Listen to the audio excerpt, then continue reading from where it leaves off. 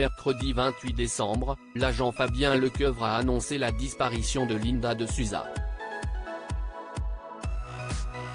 Invité de France Info, Michel Drucker a rendu un vibrant hommage à la chanteuse, son amie depuis de nombreuses années et à qui il avait consacré un numéro de Vivement Dimanche.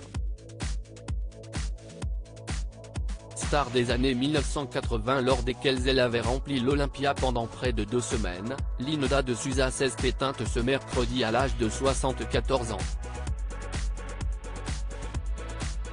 Son agent Fabien Lecoeuvre a annoncé la triste nouvelle dans un communiqué transmis à l'AFP et posté sur les réseaux sociaux. Son fils Joao et moi-même, avons la douleur de vous apprendre le décès ce matin à 10h10, de Madame Linda de Souza, à l'hôpital de Gisors, où elle avait été transférée très tôt ce matin même, pour insuffisance respiratoire et positive au Covid-19, écrit-il.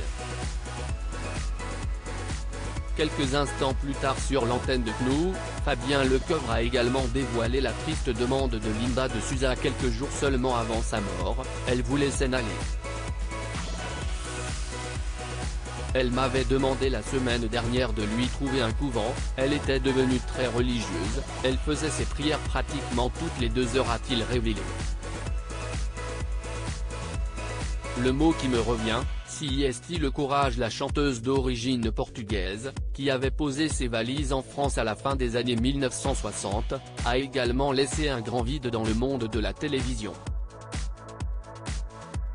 Cyril Ferraud, qui l'a accompagné sur la tournée Âge tendre, n'a pas manqué de lui rendre hommage sur les réseaux sociaux. Une initiative également prise par Michel Drucker, très proche de la chanteuse à qui il a offert sa toute première apparition télévisée en 1978. Invité de France Info, l'animateur a salué la mémoire de son amie, c'était une très jolie fille avec un timbre de voix très particulier. Son parcours était touchant. Son histoire était sortie directement des Misérables. Le mot qui me revient, si est le courage. Elle ne se laissait pas faire. C'était une battante, une rebelle, a-t-il notamment déclaré.